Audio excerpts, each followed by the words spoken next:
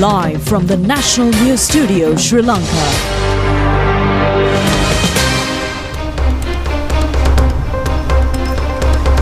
Good evening and welcome to the National News broadcast, bringing to you live from the National News Studios here at Rupavahini. We're ready to bring you the top stories here at home and around the world. I'm Charita Virupurarachi. And I'm Sharifa Tahir. Let's take a look at the headlines.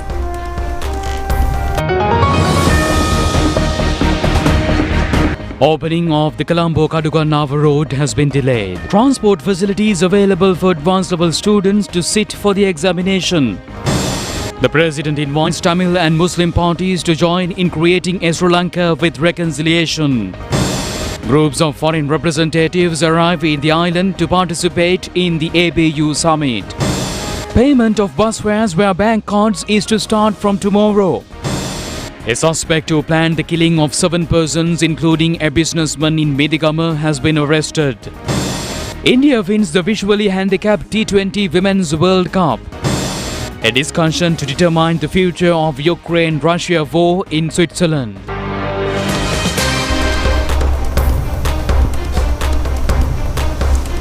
We now move on to those and other stories in detail, taking a look at local news first. It has been decided to close the lower Kaduganava area on the Kandy-Colombo main road until further notice. The restoration of the damaged portion of the location is being carried out now, and according to the National Building and Research Organization, there is no effect to the entire area other than the location of the landslide which occurred yesterday. CCTV footages were released by the police this afternoon to the media regarding the landslide which occurred at Lower Kaduganava area yesterday.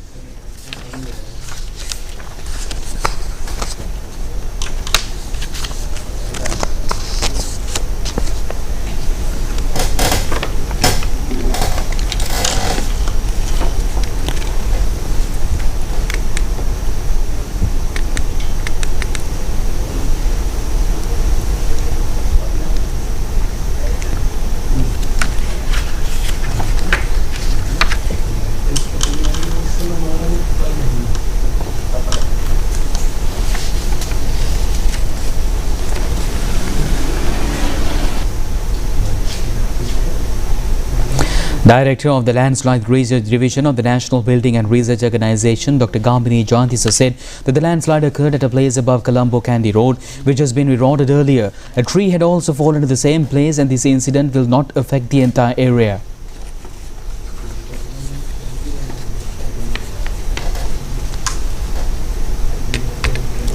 The road close to the landslide area has been restored now with the intervention of the Berakala Army Camp. Several alternative routes have been introduced instead of Lower Kaduganava area on the Kandy-Colombo main road, which was temporarily closed. District Secretary of Kegol Jagat Mahendra Herath said that those who are unable to attend the GCE advanced level examination can attend the nearest examination centre. The others are requested to reach the examination centres via alternative routes. Meanwhile, 363 persons belonging to 100 families are adversely affected due to the incessant rains in Mathura district due to the rise in the water level of the Degilia River, a main tributary of the Nilwala River. Necessary relief services for the affected people are being provided by now. Water level of the Ging River has also risen by now. According to our correspondent, the water meter at Baddegama recorded the water level as 4.2 of the Ging River in the morning today. Several places of the Baddegama-Dudangoda main road has been inundated due to the rising water levels in the Ging River.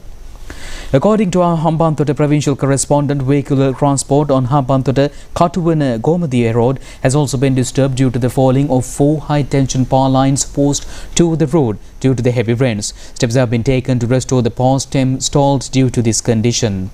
3 sluice gates of the Adikotaru Reservoir and Vallavai have been opened 8 inches each due to the rising water levels in the Kirindioya. Several low-lying areas are still inundated due to the continuous heavy rains in Bulat Singhala area. Transport on the Bulat Singhala Molkav main road is completely hampered and people are distressed, according to our correspondent. Steps have been taken to send life-saving teams of Sri Lanka Army to provide relief. Three sluice gates of the Mahaveli Reservoir Polgol were also opened today. Mahaveli Authority informs the people living on both sides of the Mahaveli River to be on alert since the rest of the sluice gates may also be opened with the continuation of heavy rains. 4 out of 30 sluice gates of the Rajangani Reservoir have been opened and a volume of 1,112 cubic feet of water per second is being released to Kalawaya. The Adruai Basin has been announced as a danger zone by the Department of Irrigation with the opening of all the 6 gates of the Adruai in the morning today. According to the Met Department, heavy rains of more than 100 millimeters are expected in North, North Central, Western and Sabaragamu provinces and in the Nuvareli district. The low pressure condition in the southern Andaman Sea area has also been for the reason this.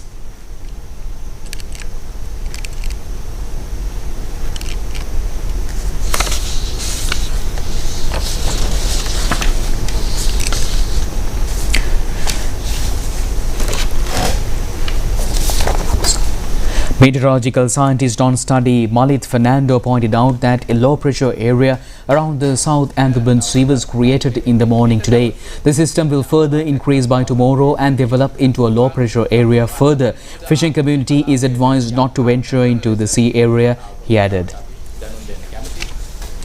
President Anurukumara Dissanayake has invited leaders of Tamil and Muslim political parties to join hands to create a Sri Lanka with reconciliation. The president also stated that the government will not allow Sri Lanka to fall into any form of racist trap. He made these remarks while attending a meeting held yesterday at the Presidential Secretariat to brief representatives of Tamil and Muslim parties in the opposition. The meeting was convened to seek their opinions and suggestions on the programs currently planned for Sri Lanka Day, scheduled to be held this December. Emphasizing that every citizen of the country must have the freedom to live while respecting all religious and cultural identities, he requested all to extend their support to the program carried out by the government to create national unity.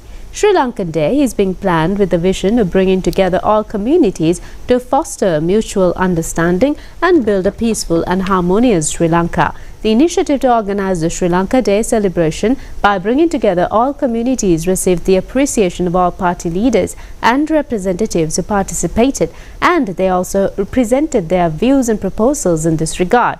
The representatives stressed that under the guidance of President Anurukumara Dissanayake, they would extend their unconditional support to the Nation United mission aimed at defeating the drug menace, as well as to the government's program to foster national and religious harmony. Extensive discussions were held on the organizational activities of the National Program for Sri Lanka Day, which is being coordinated by the Ministry of Buddha Sasana, Religious and Cultural Affairs. The President further instructed the organizing committee to design programs and plans in a manner that allows everyone to participate together on a common platform, transcending political, religious and cultural differences.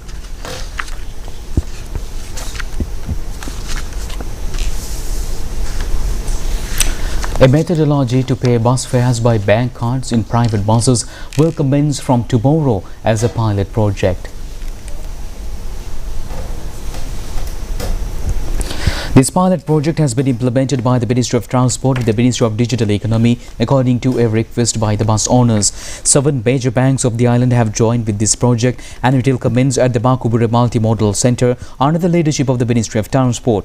The pilot project will also be implemented parallel to this at Patharabulla, Monaragala and Badulla areas also. Sumudu Ratnayake, the advisor of the Ministry of Digital Economy, said that the passengers will be able to pay his bus fare using his bank card via these pilot projects which will commence tomorrow. This will also solve the problem of paying the balance money between the conductor and the passenger. A number of important information including the day's earnings will be indicated to the bus owner by this system. Information regarding buses and passenger transportation will also be available by this new system. A QR code and other facilities available in other countries, including the latest technology, will be provided to the passengers in the future.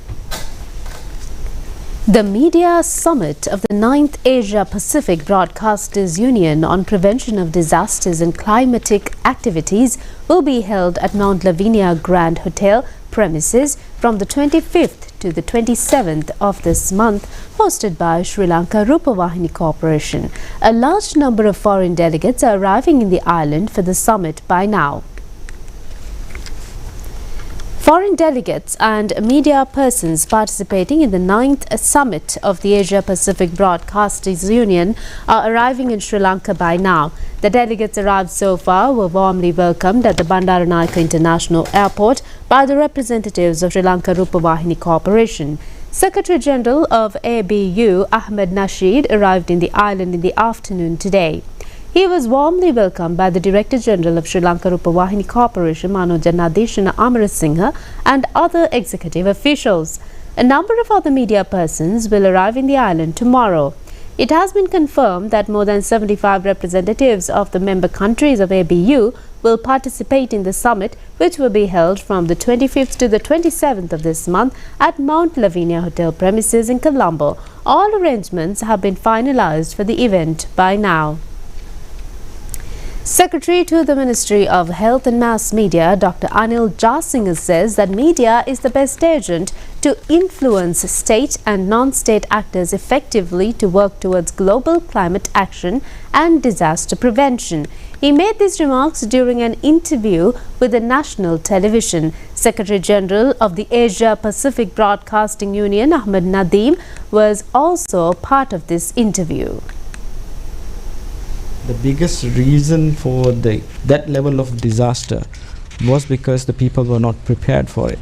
Like in other communities, like for example Japan or for example Indonesia, where disasters are very common, they make an effort through their education and information systems to make people aware of, to educate people for those unforeseen disasters, so that, God forbid, when those come, the people are more prepared for it.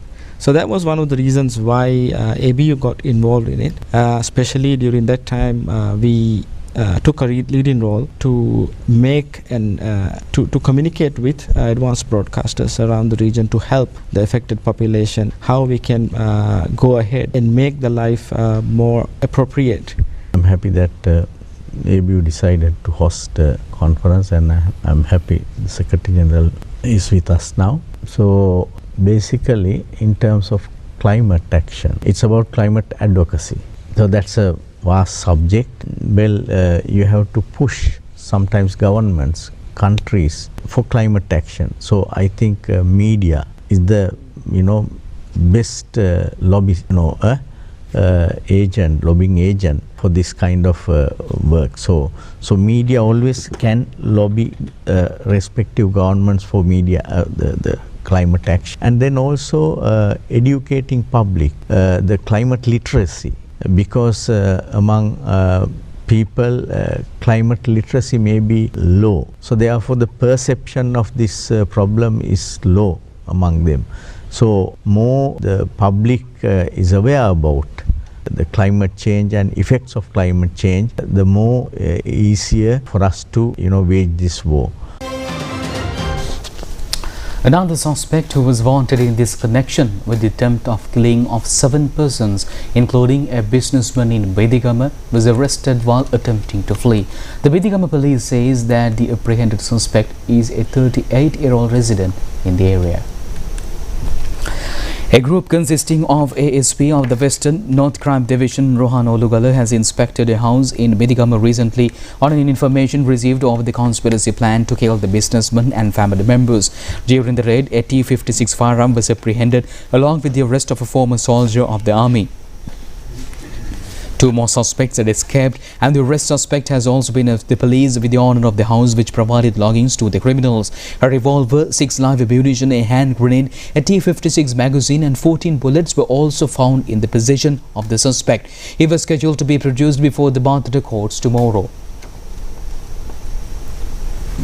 A couple was arrested with a consignment of nearly 1.5 kilograms of ice narcotic.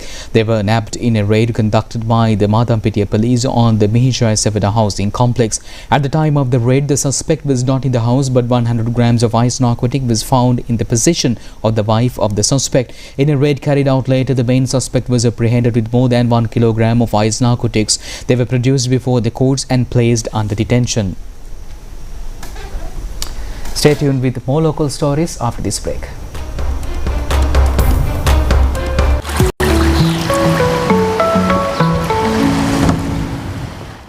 Sri Lanka, the pearl of ocean.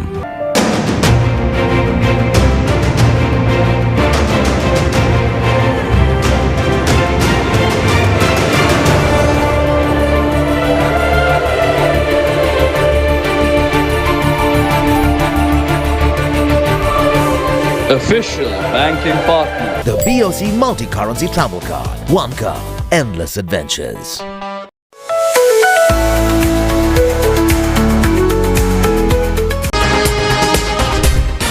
Live from the National News Studio, Sri Lanka.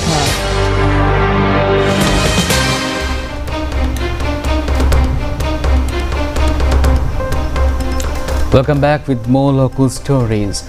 Minister Dr. Nalinda Jatisa says that benefits amounting to 18 billion rupees have been provided via mail to 4.9 billion persons in the past 9 months alone. The minister has made these remarks at the occasion of the commencement of construction of the fully fledged Divisional Mail Exchange Centre in Dambulla today.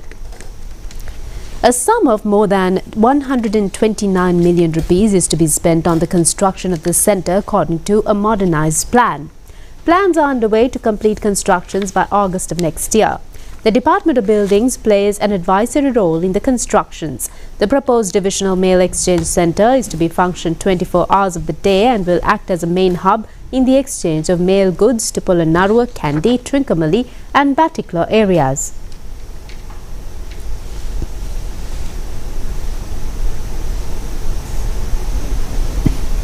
Minister Dr. Nalinda Jatisa said that the Department of Posts engages in numerous major services which are not value added.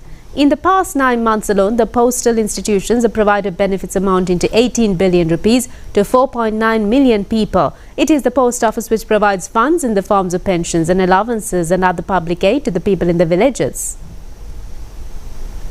Deputy Minister Gamagedara Disanayaka and Postmaster General Ruwan Satkumara have also attended the event.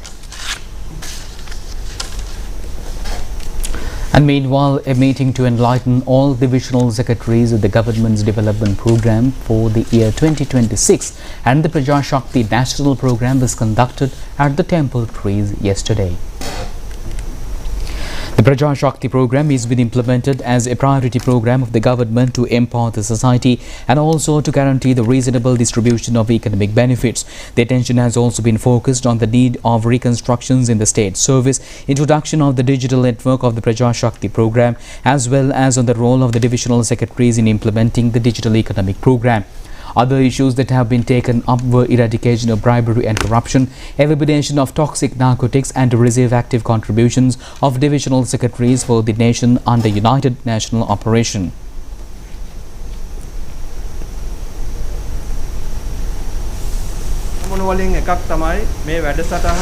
Minister Dr. Upali Pannilage said that one of the main objectives was to provide national leadership of the program to end rural poverty. Instead of isolated institutions acting on their own to eliminate poverty, the program envisages a joint strategy to develop such units. The government believes that a system which works from bottom to the top should be followed, enhancing people's participation. President Secretary Dr. Nandika Sanat Kumar Naik said that the politicians have been subjected to somewhat transformation due to the perishing of people's protest over these activities. He further said that even the officials will have now to follow the people's aspirations and act accordingly. The general public complained that as a result of the laziness of the officials, work cannot be carried out. The President Secretary further said that it is necessary to change themselves and act in a positive manner. ඒ වැඩ කෙරෙන්නේ නැහැ කියලා. ඒක තමයි ජනතාවගෙන් වෙන මැසිවිල්ල. ඉතින් අපි මේක තේරුම් ගන්නට ඕන. මේ වැඩ පිළිවෙල ක්‍රියාත්මක කිරීම සඳහා අපි වෙනස් වෙලා අලුත් විදියකින් හිතන්න කියන එක තමයි මගේ ඉල්ලීම.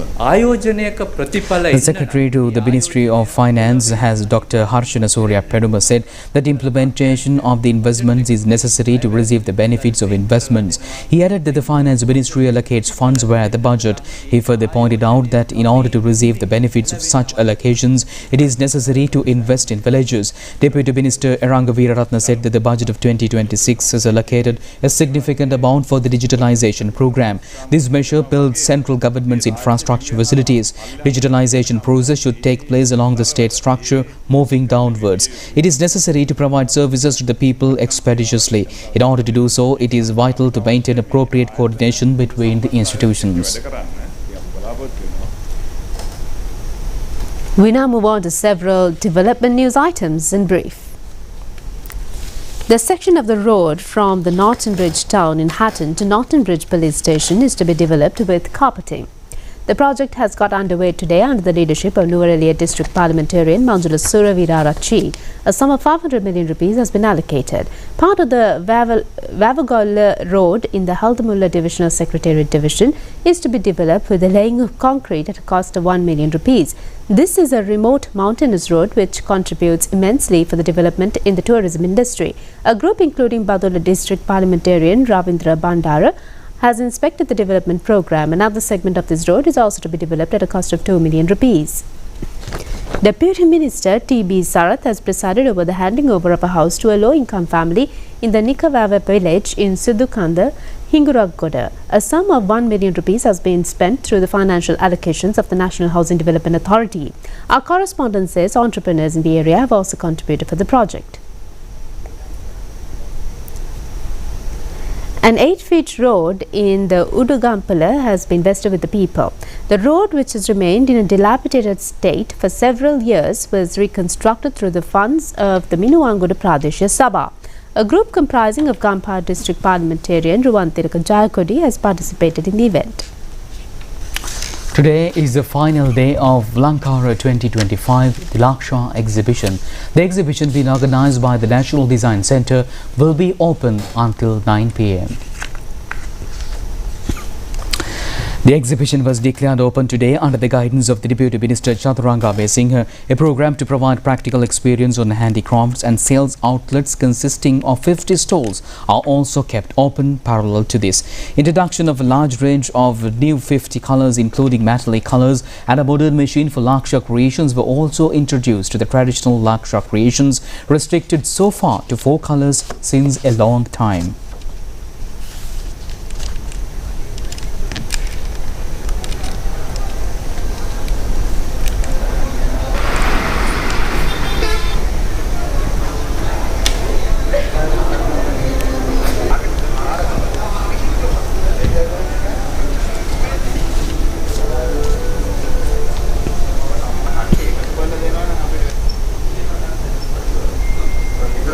Deputy Minister Chaturanga Besinghe observed that the government wants to provide a suitable loan project for the artists. Grants of the tune of 80 billion rupees as a loan will be provided the next year. A part of this grant will be provided to the National Artists Council and other registered artists in the other institutions as loans without guarantors. And meanwhile, the Sri Lanka Chinese Buddhist Cultural Exchange Centre of the Manakala Vihara of the Digala Akurana was declared open yesterday by the Chinese ambassador to Sri Lanka, Shi Zhenghong. Commencement of the installation of the Sambuddha Samadhi statue and the Maitri Bosat statue has also been taken place. The ceremonies were conducted on the invitation of the chief incumbent of the Vihara, Venerable Dr. Parunagama Janavipalathera. A group including Deputy Minister Dr. Prasanna Gunasena has also graced this occasion.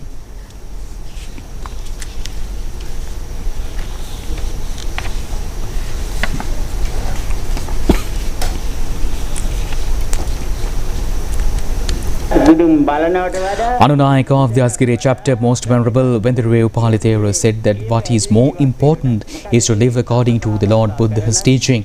He has requested not to commit sins but to acquire merit and to advance the state of mind. Deputy Minister Dr. Prasanna Gunasena said that the controversial situation had arisen last week relating to a Buddha statue in Trincomalee. What was seen through these incidents was that the racism and religious fantasies became stabilized by every moment. The Deputy Minister has requested, with the respect from all those who are concerned, to see the decaying status of the earthly beings through the Buddha statue. Stay tuned with International News. news after this break.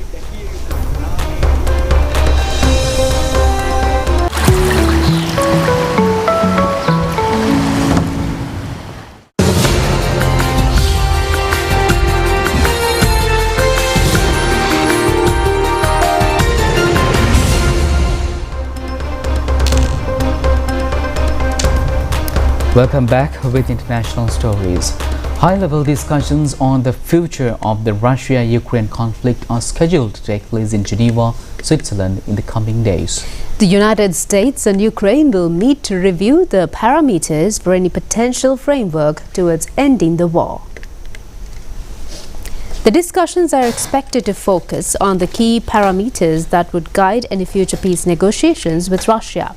According to the Secretary of Ukraine's National Security and Defense Council, Ukraine will participate with a clear and well-defined position.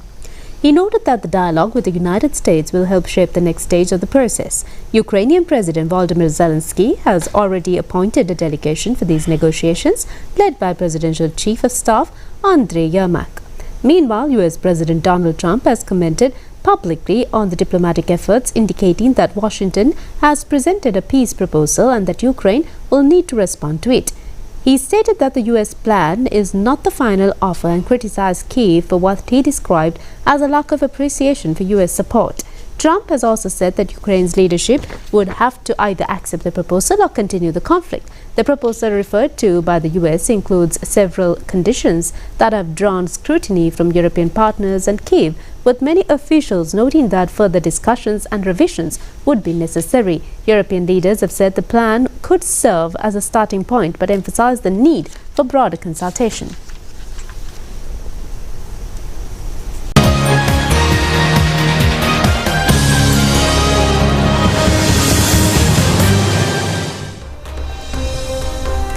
Moving on to sports news, India won the T20 Women's Cricket World Cup for the visually handicapped for the first time today. They beat Nepal in the finals. The tournament commenced on the 11th of this month, co-hosted by Sri Lanka and India, with the participation of Sri Lanka, India, Pakistan, Nepal, Australia and USA. Nepal and India qualified for the finals. In the match played today at P. Sara Oval Stadium in Colombo, batting first, Nepal scored 114 runs for 5 wickets in their 20 overs. In reply, India won the match by scoring 117 runs for 3 wickets in 12.1 overs. Accordingly, India also won the championship. The prize distribution of the tournament was held with the participation of Prime Minister Dr. Harini Amarasuriya, High Commissioner of India in Sri Lanka Santosh Jha, Deputy Minister of Youth Affairs Dinidu Saman Kumara, Parliamentarian Sugat Vasanta de Silva, the Chairman of Sri Lanka Rupavahini Corporation Gihan de Silva and other guests. The Player of the Finals of the Tournament award was won by Pula Saran of India. Shushma Maman of Nepal became the Player of B1 group of the tournament, while Mareshi Chaudhary, also from Nepal, won the Player of the Award in Group B2, and Mehreen Ali of Pakistan was adjudged the Player of Group B3.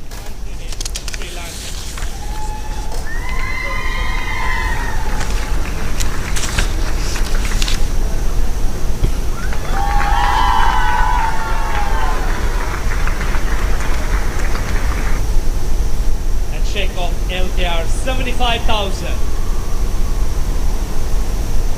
Yes. And also we have a check to be presented. Team Nepal, I would like to call all upon. A big congratulations to Team India and skipper for leading the team. India, the unbeaten team of the tournament. Pakistan beat Sri Lanka in the second T20 match as well by 7 wickets yesterday. In the match played at the Rawalpindi, the Sri Lanka team batting first has scored 128 runs for the loss of 7 wickets. Jonathan Lear the gate out 41 and Kuzal Pereira 25. Pakistani bowler Mohammad Nawaz has captured 3 wickets. The Pakistani team won the match by scoring 131 runs in 15 overs and 3 deliveries. Shahib Zada Farhan not out 80 has scored these runs facing 45 deliveries, and his score included 6 boundaries and 5 sixes.